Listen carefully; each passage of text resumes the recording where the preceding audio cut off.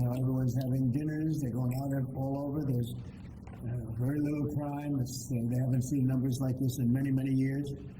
And other places, as you know, we're going into, Memphis, we'll soon be going into Chicago. We've already had people out there and in there, and FBI's been there. We've brought the numbers down, but we're going to be bringing them down a whole lot. But I guess they want crime and we fight crime, and it's a pretty big difference. They want to have men playing women's sports. They want transgender for everybody. And if they don't get everything that they want, all these things that they want that are proven so badly, they want to close our government down. We're not going to let bad things happen to our country. We're not going to approve things that we shouldn't be approving. Just today, the House Democrats voted against condemning the political assassination of Charlie Kirk. Who could vote against that? Condemning, all they're saying, please condemn the assassination of a human being. And they said, no, we're not going to do that. Remember this, we had an election a very short time ago. Republicans won presidential. We won the popular vote by a lot. We won all 7 swing states. We won the Electoral College by a lot. We won most U.S. counties in a total landslide. So we won most. It's a very big statistic. We won the counties in a number that I don't believe has been hit before. 2,600 counties versus 525 counties for the Democrats. So the Democrats really should start respecting what takes place at the voter booth. In many cases, it's not a voter booth because they have mail-in voting, which is a very corrupt situation. But despite that, we won in a landslide. And we have to remember, when you win the election, elections have consequences. So we'll continue to talk to the Democrats, but I think you could very well end up with a closed country for a period of time. And we'll take care of the military, we'll take care of Social Security, we'll take care of the things that we have to take care of. A lot of the things the Democrats fight for, which in many cases aren't very good things, will not be able to be paid. So we'll watch and see how they do with that. They'll have to handle their constituents pretty carefully. So we're proud to announce that we won the House. We did fine in the Senate, but we need 60 votes. So we have 53 senators, and we need 60 votes. That means the Democrats have to vote in the Senate. And I don't think they will be voting. Now, what we are doing, we're really here today to talk about something else, which is the gold card, which is going to bring a lot of money into our country, which is going to reduce taxes and lots of other good things. But we'll save that for a little bit later. Why don't we do this first, and then we'll talk about the gold card, okay? Any questions? Yes? It was great. I had a great call with President Xi, and as you know, he approved the TikTok deal, and we're in the process. We have some great investors, some of the biggest in the world, American investors, great people, and we look forward to getting that deal closed. Is it fully approved? The Chinese statement soon? Well, I think so. I mean, when you say fully approved, I don't know what that means. You have to get it signed. I guess it could be a formality. I found his word to be very good. President Xi and I had a long talk. We talked for almost 2 hours, and it started at 8 o'clock in the morning. And I think it was a very good talk. We talked about trade. We talked about war. We talked about a lot of things. We talked about Russia, Ukraine, obviously, and Gaza. Talked about a lot of subjects. It was a long call. It was a good call. We have a very good relationship. But the TikTok deal is well on its way, as you know, and the investors are getting ready. And I think China wanted to see it stay open too. They wanted to see it, and I can tell you the young people in our country wanted to see it stay open very badly because, and if you take a look at my numbers, no Republican has ever done anything like it. We got massive numbers of youth vote, and by the way, helped very much by Charlie Kirk. So Charlie was very much in favor of TikTok. He liked TikTok, and he said, you know, you should use it. And other people said that too, and I used it, and I don't know if I have I think I set records. I look at numbers that are phenomenal. We'll pass them out to you. And it had probably a pretty big effect on the election because we won the election by a lot. So we are at a situation where in a little while, meaning a number of days, we'll probably, I don't know if you can make a deal with these people. I think these people are crazy. Again, anybody wants open borders and don't want to fight. They don't want to fight crime. They hate to fight crime. And in Chicago, last weekend you had 11 people killed, murdered, and you had 28 shot. And those numbers have been pretty consistent all throughout a period of time, whether it was 4 people, 5 people, 6 people, 11 people, 12 people killed, murdered. And they don't want to spend money to fight crime. And it's not even much money, relatively speaking, it's very little. But we're going there anyway, it doesn't make any difference. We're going to Chicago, we're going to Memphis next, and we're going to clean up the crime in the cities because we have to do that, okay? With this deal today, are you confident that the CCP won't be exerting control? Yeah, we're going to have a very tight control. And look, it's an amazing thing that's been created. There's tremendous value with TikTok. And I'm a little prejudiced because I frankly did so well on it. It got me numbers that nobody's ever even heard of before. So a lot of people want it. The young people of this country want it badly. The parents of those young people want it badly. And so we were able to work out a deal with China. And it's a very good deal for us. I hope it's a good deal for them.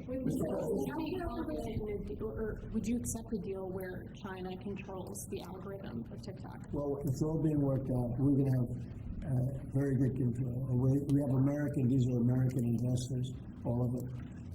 And they all love our country. They're all very well-known people, very famous people, actually, financially. And they'll have control of it. I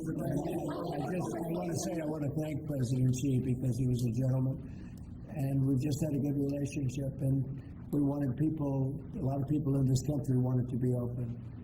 And if it weren't open, maybe, I don't know, I think we won by so much it wouldn't have mattered, but we got a lot of votes. We got a lot of Republican votes from very young people.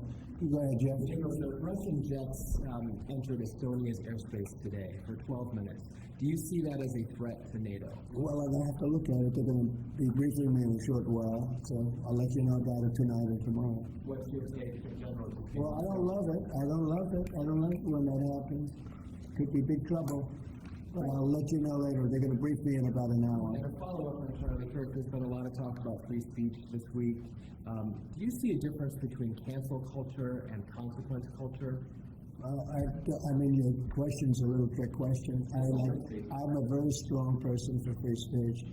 At the same time, when you have networks where I won an election, like in counties, I guess it's 2,600 to 525. That's called landslide times 2. When you have that level of popularity or voter support, as I did in the last election, and yet 97 and 94%, different numbers. You see different numbers with different stats, but 97, 94, 95, 96% of the people are against me in the sense of the newscasts are against me.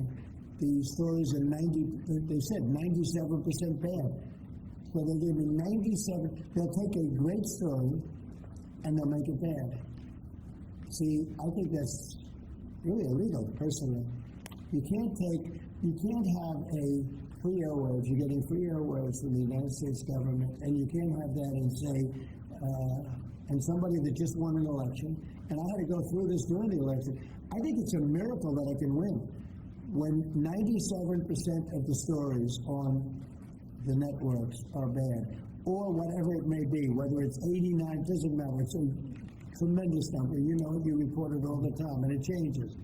But when you have that kind of a negative reporting, fake negative reporting, when they take a great story and they make it into a bad story constantly, that's what they do. Look, 60 Minutes took Kamala's answer, and they threw it out and they gave her a different answer so that she sounded confident. when things like that happen. George Slopadopoulos from your network, right? George Slopadopoulos had to pay $16 million to me because of what he said. And that's ABC. You had to pay more than that. Your network had to pay more than that. So I think it's very sad. But I think that reporting has to be at least accurate to an extent.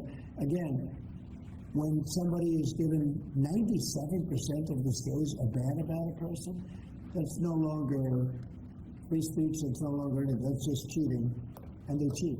And they become really members of the Democrat National Committee. That's what they are, the networks, in my opinion. They're just offshoots of the Democrat National Committee. Name Constable for Zero Hedge. People are still anticipating who your pick for National Security Advisor will be. They're worried Marco Rubio is a little overworked. One of the reported front runners is Michael Anton from the State Department. He's just offered the national security strategy. Also in the mix is Mike Flynn and Steve Witkoff. Can you give us an indication? Well, they're all good. We're making decisions soon, but we're doing very well. You know, I settled 7 wars, more than that, I think. But actually, we settled 7 wars. We're working on Gaza, a tough one, but we'll get it done somehow. And we're also working with Russia and Ukraine. They hate each other so much you wouldn't believe it. President Putin and President Zelensky, they hate each other to a level that you wouldn't believe. So they're having a little bit of a problem with that. And are you considering Stephen Moran for co-chair? I haven't thought of it too much. He's doing a great job. Just got approved. His vote was a very good one. The Fed should have done more. Too late. Powell is terrible. He's terrible chair. I think it's just terrible. But despite that, we're powering through it. We have another record stock market today. We're very, very high levels, and we're at the highest levels. So we're setting records many, many days during my administration. We set records, and we'll see what happens with 50,000. 50,000 is a pretty big number. Never come close. We're not so far away from it. So that's because they see what's happening. Not so much what's happening exactly right now, but they see all the plants that are being built. They see the kind of investment that's going to be made. When you take $17 trillion, so Biden had $250 billion, okay? Or putting a simpler way, they had much less than $1 trillion, but they had less than $1 trillion for 4 years. I have $17 trillion for 8 months. Nobody's ever seen anything like it. And I think they're looking at that and they're saying when those plants open, right now they're being built, a lot of them, and some are starting over the next year. It takes a while, but we're getting fast permits. And when those plants get built, I don't think there'll be anything like what we're going to experience yet. On the tough subject of free speech, Ted Cruz compared Brendan Carr to a mob boss, the way he's threatening television stations and saying it's absolutely dangerous for the government to determine which speech is okay and which is not.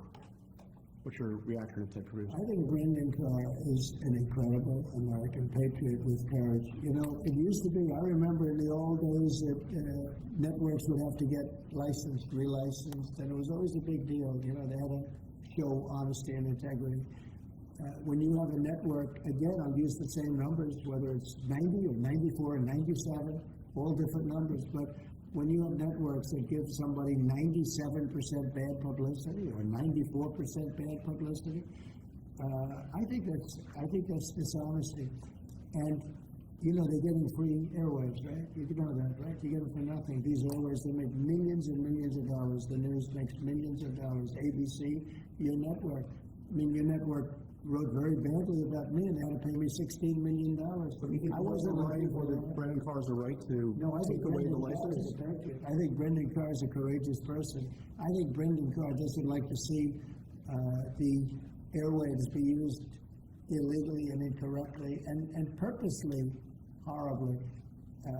Doesn't like to see a person that won the election in a landslide get 97% bad publicity before the election. I mean, it's amazing that I won the election with that, but here's what happened. The people have given your networks no credibility. They don't give them any credibility, John. If they did, they wouldn't vote for me. They wouldn't have voted for me.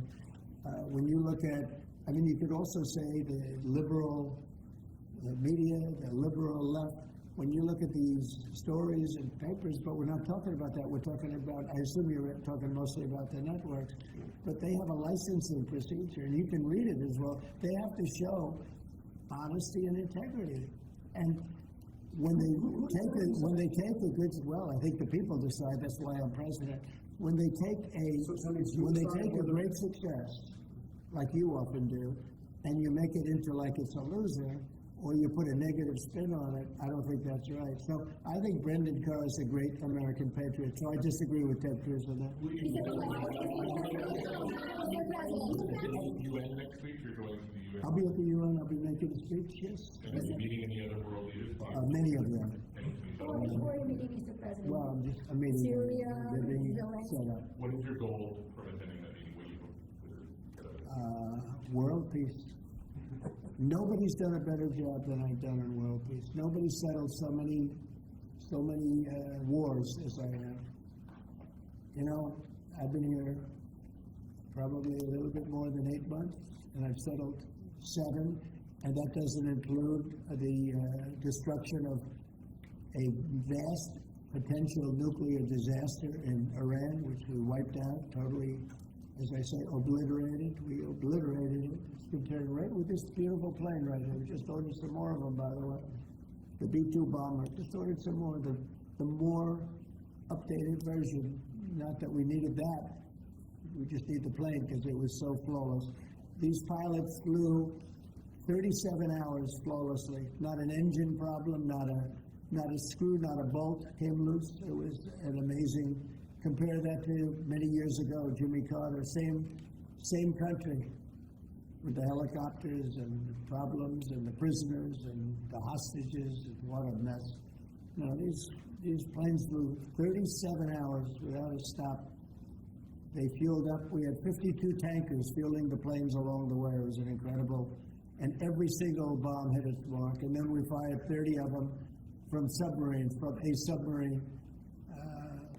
What a job that was. And I don't even include that, but that stopped a war. That stopped maybe a catastrophic war. Mr. President. So, so I think that nobody has ever done anywhere near that. Now, on top of that, we're working very hard to get Russia-Ukraine settled. We'll see what's going to happen there. I hope we're going to get it done. President Xi and I spoke to about it, and I believe that he really would like to see it done also, and I think he's going to work with us to help. What was your message to President Xi on the war in Ukraine? What do you ask him? Well, it's the same as his message to me. He would like to see it done. He would like to see it. I believe he would like to see it ended, yes. I do believe. These 2 wars that we were talking about, Gaza and Ukraine, are escalating at the same time. You're going to take the stage of the UN back at the stage after these years. Do you plan to setting any kind of red lines for these 2 countries? And you said before, you are frustrated with Putin. Are you also frustrated We have with a long Putin? time to go before I get up and speak at the UN, because every day is a long time when it comes to Gaza, when it comes to Israel and the Middle East. So we have a long time to go, but you know a lot of my opinions, and remember this, you can't forget October 7th either. People are forgetting October 7th. They forget it too quickly. That was one of the worst days in world history. It was the most evil attack that I think you could really say babies were involved, little babies were involved, having their heads chopped off and all of the things that took place. You can't forget that. I don't forget that. A lot of people do, but I don't. Yeah, please. What goes into retaking Bagram? Does that require boots on the ground? We'll see what happens with Bagram. We're talking to Afghanistan. It should have never been given up. It was the most embarrassing day in the history of our country. There was no reason to give it up. I was leaving Afghanistan. I was leaving. I was the one that got it down to 5,000 soldiers, but we were going to keep Bagram, the air base. I said it yesterday, and we had an incredible trip, as you know, to UK, and I said it during the press conference. It's one of the most powerful runways ever built in terms of weight, length, and load, what it could take, and we just gave it up for nothing. We gave it up for nothing. There was no reason to give it up. We weren't going to leave Bagram. Joe Biden didn't know what he was doing. We had a man that didn't know what he was doing. We had a man, by by the way, that didn't approve, if you take a look at what's happening in Congress. We had a man that signed everything with, almost everything with an auto pen. And he didn't tell the people from the auto pen, whoever was using it. The one man that used it predominantly said that Biden only spoke to him twice, and it was only about the weather. Okay, it was about nothing. So those pardons that he gave are illegal. He gave illegal pardons. And that includes the congressman that destroyed and deleted all the information from J6. They deleted everything because it turned out that they were wrong. It turned out that I offered 10,000 National Guard or soldiers, whatever they wanted, and you wouldn't have had a problem. And they turned it down. Nancy Pelosi turned it down, and the mayor of Washington, D.C. turned it down. They deleted everything, and they destroyed it, illegally destroyed it. And Biden gave them a pardon. And Biden gave a lot of other people pardons that, frankly, would be in jail if it wasn't for those pardons. But those pardons now are illegal, according to just about everybody. On Letitia James, are you disappointed that the U.S. Attorney for the Eastern District of Virginia has not prosecuted Letitia James? Do you intend to fire him? Well, we're going to see what happens. I am not following it very closely. It looks to me like she's very guilty of something, but I really don't know. I know that the U.S. Attorney from the Eastern District, or from that district in Virginia, that he was approved by two Democrat senators who, in my opinion, are among the worst. And when I learned that two senators, Democrats, because as you know, it's very hard with the blue slip, it's very hard for a Republican to get somebody approved if you have one senator that's a Democrat because of an old custom. It's not a law, it's a custom. It's a ridiculous custom. But if you have a Democrat senator, you have to get that senator approval. In this case, we had two. When I saw that he got two senators, two gentlemen that are bad news as far as I'm concerned, when I saw that he got approved by those two men, I said, pull him, because he can't be any good. So you want him fired, you want him out?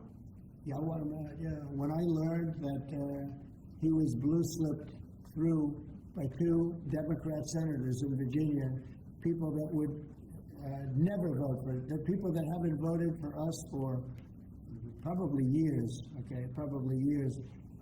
In my opinion, two bad guys. You know, they are Warner and Kane. Two bad guys, bad senators too. They do a terrible job for the people of Virginia. But when I saw that he got approved by these two terrible people that haven't voted, they just don't vote no matter what it is, we could give them the greatest deal ever, and they still wouldn't vote. And they voted for this guy. And I have other people, judges, and I have U.S. attorneys from other states where I have the same situation, and they can't get approved. So when I learned that they voted for him, I said, I don't really want him. Okay.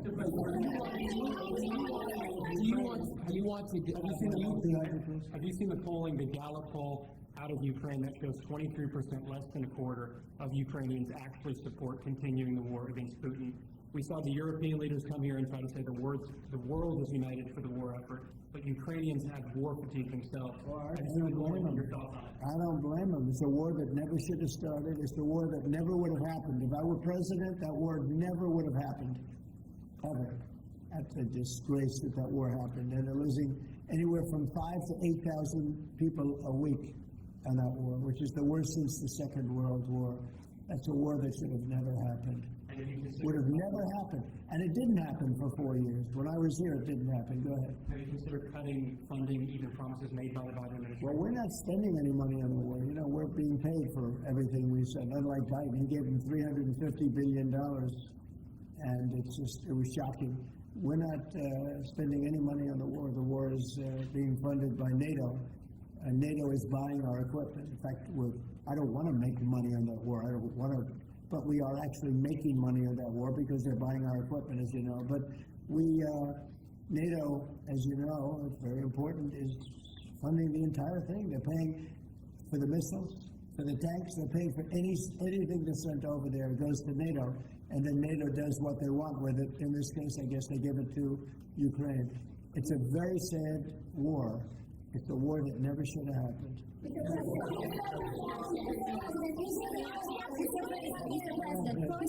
TikTok, could you tell me, is the U.S. government going to take a board seat in the company, and will the U.S. government get a board seat within the company? Well, we're going to announce that. Are you talking about TikTok? Yeah, we're going to announce it. But it's a great deal for our country. It's a great deal for all of the young people in the country that wanted it, and people generally.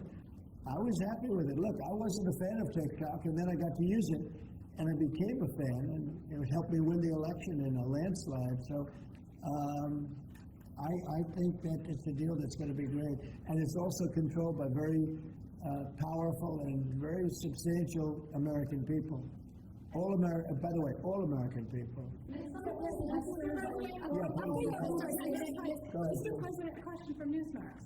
Last year, before you took office, there was an estimated 6.8 million men not actively seeking work of prime working age.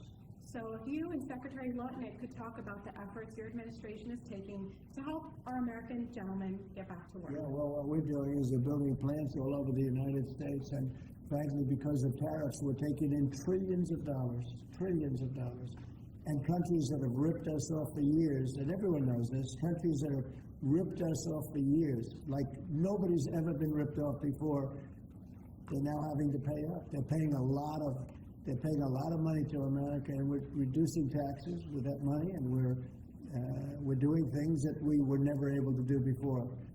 So it's you're going to have a lot of jobs.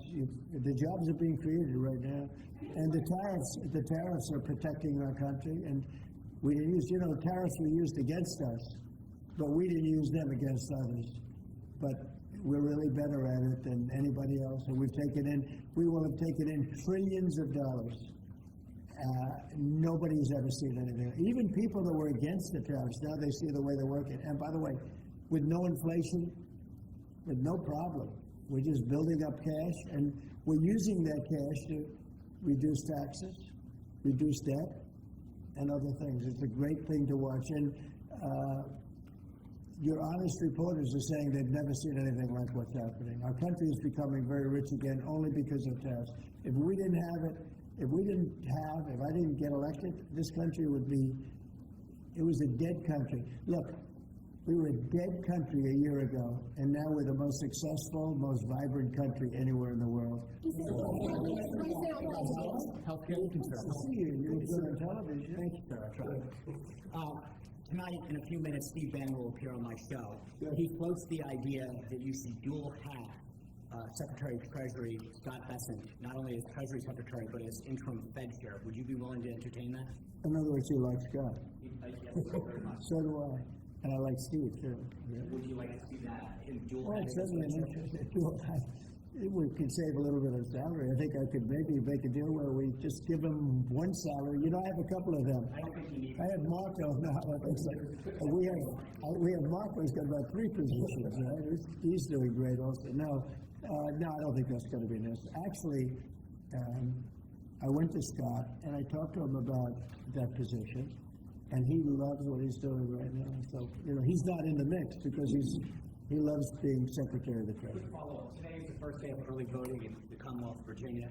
Are you planning on campaigning for Winston Sears, John Reed, or Jason Mayaris? Well, I'm going to have to look at some of them. As you know, it's sort of a semi-local election. I've been watching it. I've been seeing the ads. I'll appreciate it as a Virginia voter. Who do you like of the group? Who do you like? The whole ticket. All of them? You like them? Well, I'll take a very strong look. Okay. For you, I'll get a look. Secretary Kennedy's panel on vaccine changed its broad recommendations on COVID-19 vaccines today. Are you comfortable with that change, or would you like to see Americans take the vaccines that were developed under your tenure? Yeah. Well, the vaccines, according to a lot of people, and if you look at short sides, have had a tremendous, Operation Warp Speed. It was, just according to just about everybody, was one of the greatest things that any president has ever done in this country. So we're very proud of it. I'm very proud of it. I'm also very proud of Regeneron and some of the things that came out of, all of the labs and all of the research that we've done. So I don't know exactly what the final determination is, but I had the vaccine. I was very happy with it. Here I am, right? Here I am. Bobby Kennedy seems to be undoing what you did with Operation Warp Put it Speed. in there because I want to have opposite views. That's okay.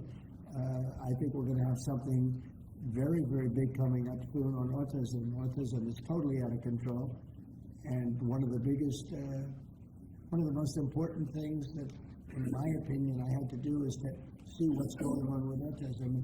We're going to have a news conference early next week on autism, and I think you're going to see some things that are amazing that we've learned that somebody else wouldn't have learned. It's out of control, autism, out of control. And I think we maybe have the reason why.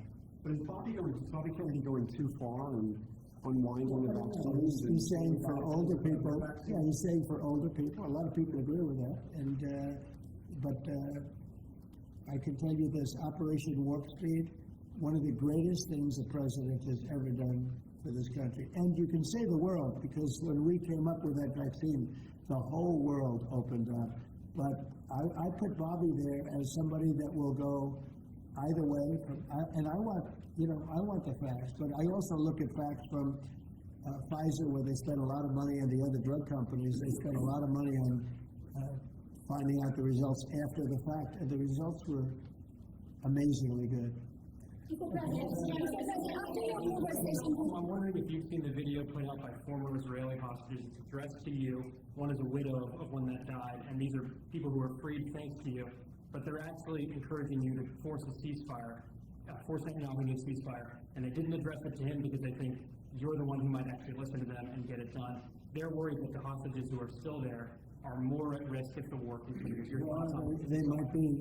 They also, maybe they'll be freed because of that. You never know how it's going. Look, war, I was saying, is war, a lot of strange things happen. A lot of results take place that you would never think were going to happen.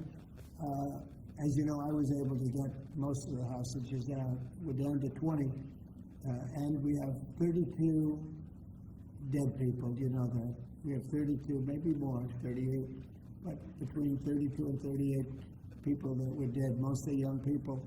And I've dealt with some of the parents.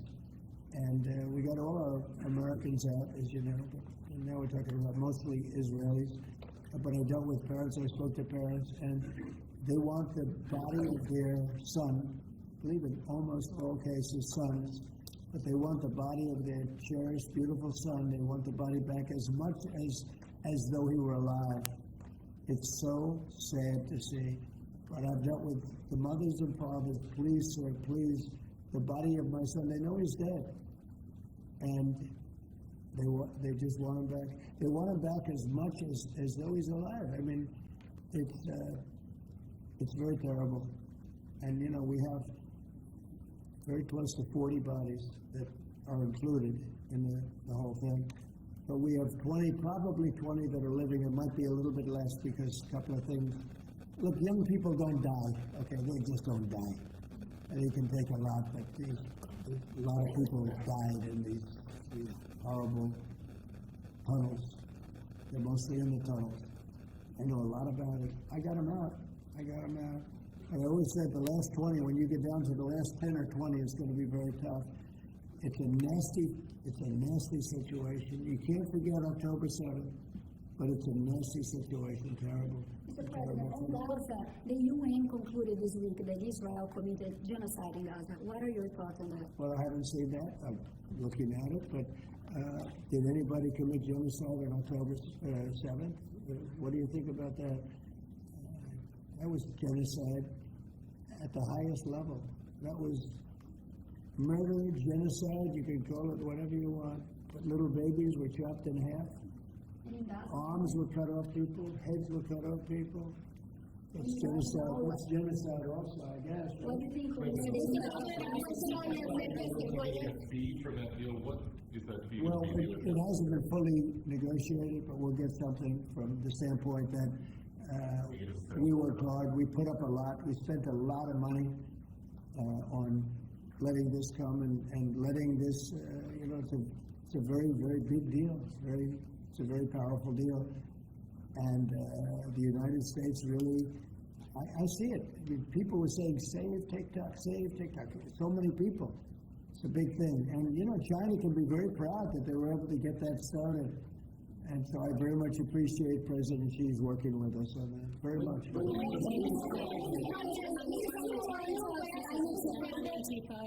what comes next after designating Antifa to Well, there are others that we're going to designate too, but we're going to look at the people that funded Antifa, see who they are, where they came from, and why they did. Have you seen Portland at all? Have you taken a look at what's happening in Portland? It's, I mean, it has been going on for years. It's just people out of control. They're crazy. We're going to stop that very soon. We have to get rid of a couple of other problems first. We're going to get rid of the problems in Memphis where you can't even walk a block without getting shot. We're going to get rid of the problems in Chicago. Chicago's a great city. We have to save it.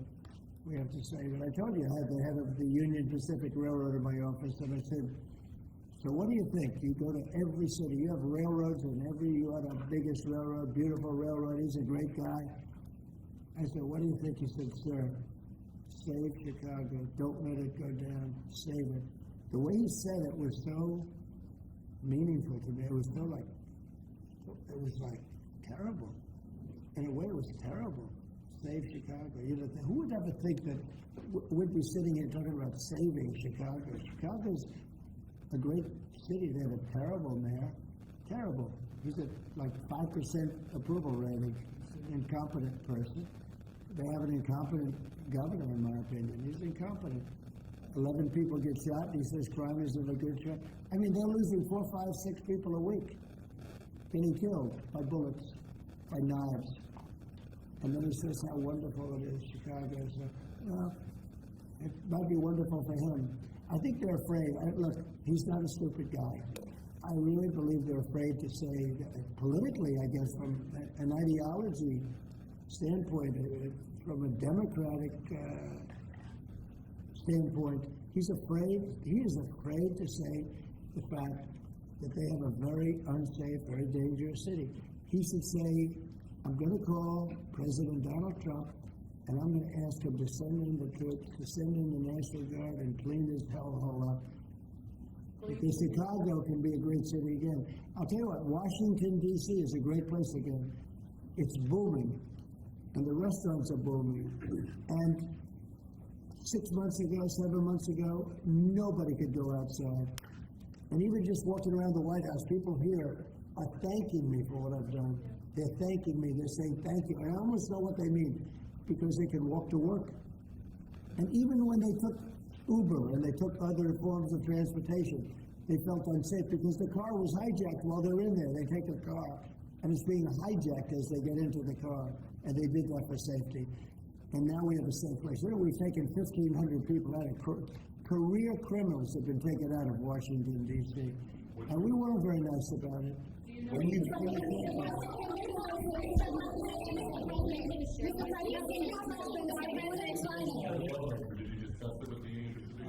did discuss it, and I don't want to make a comment on it, but Union Pacific is a great railroad, and they want to add a railroad that had a mistake at a place very close to my heart. You know, a lot of people say that that was the place where I got off to a very good start. It was a rough thing that happened. Well, they're trying to buy that railroad that had the problem, and it sounds good to me, to be honest with you. It sounds good to me. I'm a very big fan of the head of the railroad, the head of the Union Pacific. He started as a very low on the totem pole, started his job very low, and became the chairman of the company over a 45-year period. But I asked him about different cities. He said, St. Louis is tough. He said it stops at many of them. New Orleans. We have to save New Orleans. Mr. President, when are you going to get We're going to be going into New York, too. Yeah. And we're going to be going in quiet. You're really obnoxious. I'm not obnoxious, but I'm trying to ask you, what about your plans You are for really Memphis? obnoxious. I'm not obnoxious, but I am asking, what are your plans for Memphis? Many people I'm not going to talk to you until I call on you. What are your plans So, for Memphis? who else? Yeah, go ahead. I just want to dispel this free speech question, because you've said that you restored free speech in America. Yeah. Is that free speech including for people who are harshly critical of you, for your political opponents, for people who say things you don't I've like? become immune to it. I've become immune to it. There's never been a person that's had more unfair publicity than me, and that's why your network paid me $15 million, or $16 million, I believe, to be exact, George Slopadopoulous. And that's why CBS paid me a lot of money too. And that's why I sued the New York Times 2 days ago for a lot of money. Because I'm winning. I mean, I'm winning the cases. And the reason I'm winning is because you're guilty, John. You're guilty. ABC is a terrible network, a very unfair network, and you should be ashamed of yourself. NBC is equally bad. I don't know who's worse. I think they're equally bad.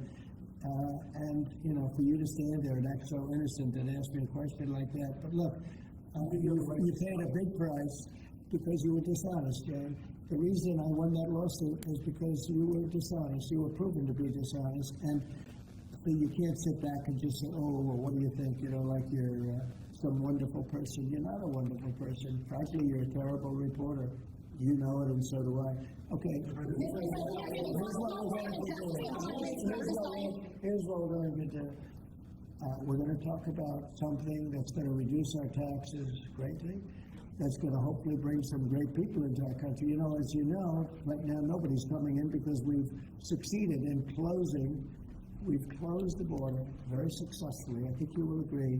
We had nobody come in for the last few months. I mean, it was actually said zero. Even I can't believe zero, but the numbers are put out by very impartial people or people that have a tendency to be on the left.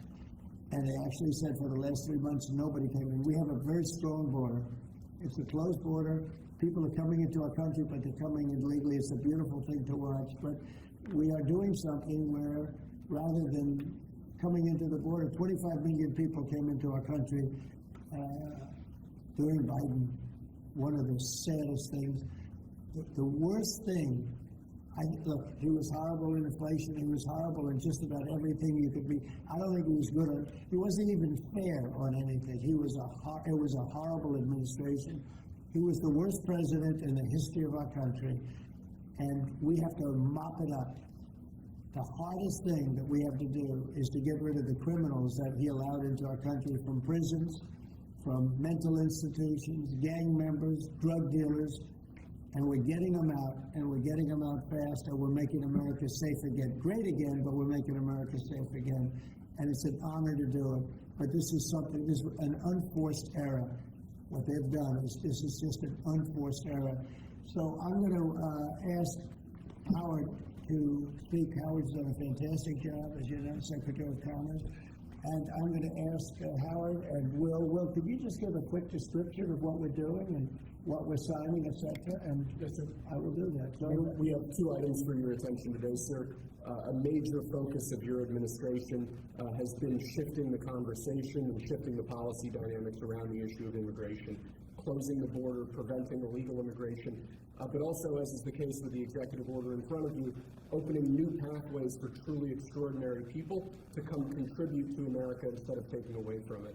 So this executive order is entitled the Gold Card. It will set up a new pathway, a new visa pathway for foreigners of extraordinary ability who are committed to supporting the United States for a payment of $1 million to the U.S. Treasury, or if a corporation is sponsoring them, $2 million by that corporation, and that will give them access to expedited visa treatment as part of this new Gold Card program. And one of the biggest problems we have is that people, they go to the best schools and they do great and they get great marks, and then they're thrown out of the country. You're not allowed to stay. This way, a corporation will be able, sort of like a signing bonus in baseball or football, a corporation will be able to get them to stay in the country. And I think it's going to be tremendously successful. Howard, would you say a few words about that? Sure. So historically, the employment-based green card program let in 281,000 people a year. And those people, on average, earned $66,000 a year on average, and they were 5 times more likely to go on assistance programs of the government. So we were taking in the bottom quartile, below the average American. It was illogical. The only country in the world that was taking in the bottom quartile. So what we are doing now is we're going to stop doing that. We're going to only take extraordinary people at the very top. Instead of people trying to take the jobs from Americans, they're going to create businesses and create jobs for Americans. And this program will raise more than $100 billion for the Treasury of the United States of America. which we'll use for cutting taxes and paying down debt. We think it's going to be very successful. Essentially, we're having people come in, people that in many cases, I guess, are very successful or whatever, and they're coming in, they're going to spend a lot of money to come in, they're going to pay as opposed to walking over the borders, and they may come from jails, prisons, and everything else. These people don't. They're very productive people. And they're going to pay $1 million. The corporation is going to pay $2 million. And it's going to raise billions of dollars, billions and billions of dollars, which is going to go to reduce taxes, pay off debt, and other good things. So I think it's going to be very successful. Mr. President, What? Are the big techs on board with this decision? You just What's going to, I wish you'd speak more clearly, I really do. Give it to me again. Are the big techs, the CEOs, on board with this decision? Big techs? Big techs. Yeah, big tech, yeah. Big tech, it's every company. It's big tech, it's big tech, it's big everything, okay? It's a company, I said it's not a tech company, it's tech companies and everything else. It's companies having a hard time getting people to be able to stay in the country. It's very difficult. Now, if you want to walk through the border, you can have no problem. People say, well, the best way to come in is walk right through the border, but they can't do that anymore because under our administration, the border is totally closed. You can only come in if you come in legally, and that's the way it's been, and that's the way it should be. And we're taking a lot of people out of the country that are here from prisons, from jails, from mental institutions, and even insane asylums, people that are crazy. We're taking them out of the country. We're getting them out of the country because you can't have a country like that. And I tell you, Christie and Tom Holman and all of the people that have worked so hard on this, they've done an unbelievable job. And I think we're getting great marks for it. People feel safe. Washington, D.C. is just the beginning. We brought the numbers down in Chicago a little bit by having the FBI in there for the last 5 months. We brought the numbers down in Memphis a little bit, but now we're going for the big one. Now we're going to go for the big one. But we set ourselves up very well in Chicago, Memphis, New Orleans a little bit, going in early, just to see what was happening. We study it. We're studying the site. It's sort of like war. I mean, I hate to tell you, it's like war. Some of these people are really bad. They're really, really sick people. They're dangerous people. They're killers. They're murderers, drug dealers, and you can't have it. And you can't have a country like that. It's so beautiful to see in Washington, D.C., that people are walking down the middle of the street, and they're going to restaurants, and you are too. And half of you were mugged. I mean, I don't know if she's here now. I don't see her, but some people were badly mugged that were reporters. 2 of the people right standing in the back of the room were mugged, and not going to have that anymore. And if you look at the crime stats in Washington, D.C., you have a safe place again. They were afraid to go to a restaurant because the restaurant would be held up while they're having dinner. And so they'd be mugged going there, and assuming they escaped the mugging, they go to the restaurant and then they're held up. This is how bad it's been. Follow up on the visa question. I think this may be the next thing that you're signing, but for the H-1B visa action that you're doing Just doing it next. We'll talk about that. You're very close to the technology CEOs. Are they concerned about that? I think they're going to be very happy. Everyone's going to be happy. And we're going to be able to keep people in our country that are going to be very productive people. And in many cases, these companies are going to pay a lot of money for that. And they're very happy about it. Okay, we'll talk about that next, Sarah. Okay.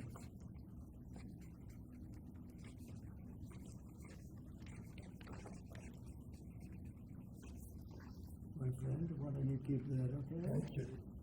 That's such a good job. Okay? That's phase 1. John, are you happy? Pitch. Okay, let's go. Thank you, Mr. President. One of the most abused visa systems in our current immigration system has been the H-1B non-immigrant visa program. This is supposed to allow highly skilled laborers who work in fields that Americans don't work in to come into the United States of America. What this proclamation will do is raise the fee that companies pay to sponsor H-1B applicants to $100,000. This will ensure that the people they're bringing in are actually very highly skilled and that they're not replaceable by American workers. So it'll protect American workers but ensure that companies have a pathway to hire truly extraordinary people and bring them to the United States We to need work. workers. We need workers. We need great workers, and this pretty much ensures that that's what's going to happen. I think, Sean, do you agree with Well, that? they're $100,000 per year. So the whole idea is no more will these big tech companies or other big companies train foreign workers. They have to pay the government $100,000, then they have to pay the employee. So it's just non-economic. If you're going to train somebody, you're going to train one of the recent graduates from one of the great universities across our land. Train Americans, stop bringing in people to take our jobs. That's the policy here, $100,000 a year for H-1B visas, and all of the big companies are on board. We've spoken to them about the gold card. They love it. They love it. They really love it. They need it. Go ahead, Sean. Mr. President, it seems like there's two categories of visa programs. The H-1B, that a lot of people believe take American jobs, and then the gold card and programs like EB-5 that add value and jobs to America. Is that sort of how you look at the visa program? Well, ideally, look, if somebody's got the people, they're not going to want to spend $100,000 as an example in your second category. So it's not taking jobs. And we need certain jobs. We need certain skilled jobs that we don't have. But they won't be taking jobs because, you know, ideally the people aren't going to want to, they're not going to have. In America. Right. So that's what I'm asking. They're really investing Like in you them. have two categories. One, Secretary Letnick, the gold card and EB-5 that create jobs, add investment, and then there's other ones that seem to take, you know, whether it's a J-1 and O or an H-1B that take U.S. jobs. Yeah, that's pretty correct. I would say that's a correct assessment. But the main thing is we're going to have great people coming in, and they're going to be paying. I mean, it's wonderful to say, oh, gee, he took in 25 million people that,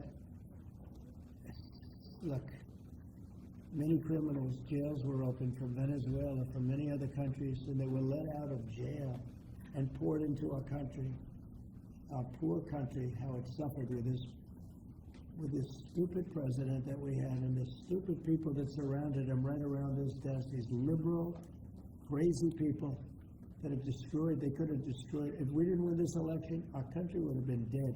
Our country was dead. Think of it, and I've said this, right? The king of Saudi Arabia said, your country was dead 1 year. They thought it was dead. This country couldn't have survived another year of those people running it. And now we have the hottest country anywhere in the world. Think of that. And this is going to help. And we're taking in hundreds of billions of dollars. This will be taken in, the gold card will be taken in hundreds of billions of dollars. And companies will be able to keep some people that they need. You know, they need people of expertise, great expertise. And I think it's going to be a fantastic thing. And we're going to take that money and we're going to reduce taxes. We're going to reduce debt. We have a very, very strong country. Assuming everything works out great with the lawsuit that we have a lawsuit that's inspired by foreign countries that ripped us off for 25 years. But assuming we win that, we hopefully win it in the Supreme Court of the United States. We have a country that no stopping us. We're rich, we'll be rich, we can take care of poor people, we can take care of our military, we can take care of everything. We can take care of beyond the country, we can help take care of the world. If we don't, it'll just be the same struggle that we've had for years where other countries charged us tariffs and they ripped us off. Our country has been ripped off more than any country in the history of the world. And now we're doing what we have to do. We're taking in billions and billions of dollars at levels that nobody has ever seen, trillions of dollars. And we're using it to reduce debt, we're using it to reduce taxes. The great big beautiful bill is a big tax reduction. It's being paid for by the tariffs, and people are paying a lot less money in taxes. They're being, think of it, no tax on tips, no tax on Social Security, no tax on overtime.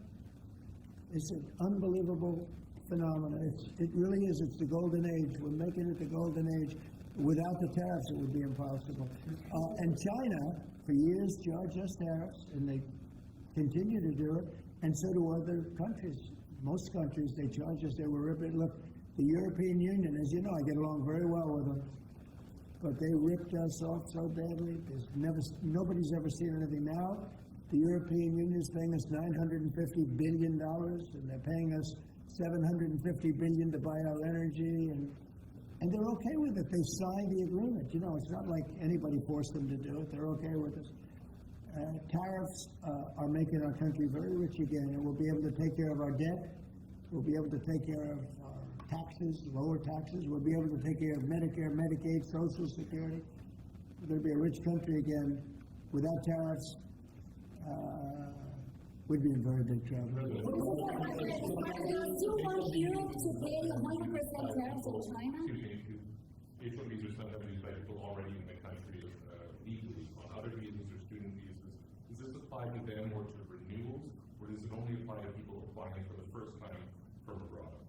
Renewals, first time, the company needs to decide, do they want, is that person valuable enough to have $100,000 a year payment to the government, or they should head home and they should go hire an American. The whole idea is annual, and it's for total, it can be a total of 6 years.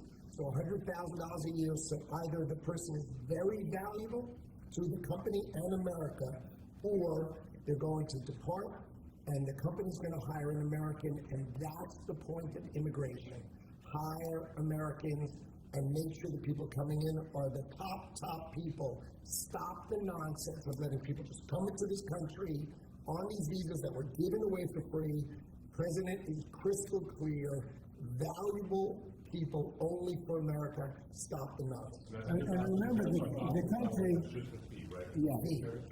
the country would rather not have to pay $100,000, but they'd rather, how do you do that? You hire Americans. So there's an incentive to hire Americans. But there may be instances where it's better off doing through expertise or whatever it may be. But they're both unbelievable, whether it's a gold card or anything else that we talked about today. And that includes talking about freedom of speech, because our country has been decimated by bad people, very bad people, people that love crime. They love crime. Explain it to me. They don't want to have our military go in and save lives. But when you go and ask the people, do you mind having the National Guard come in if it meant safety? They look at the question like, what's wrong? What kind of a stupid question is that? Of course they do. We're going to have a safe country again. We're not going to have people shot. 11 people shot. Think of it. In Chicago, over a period of 6 or 7 weeks, 55 people were murdered. And then you have a governor saying how wonderful it is. It's not wonderful. It's very unsafe. There's not a place in the world. You go outside, you go to Afghanistan, you go to different places all over the world that you hear about. It's 20% of what's happening in places like Chicago. And you think of them as unsafe. Mexico City, it's a tough place, dangerous place. The crime rate is lower. Think of it. What's happening to our country, we're not going to let it happen. And I think I got elected largely for that reason. So we're going to have a safe country again. We're going to have a great country again.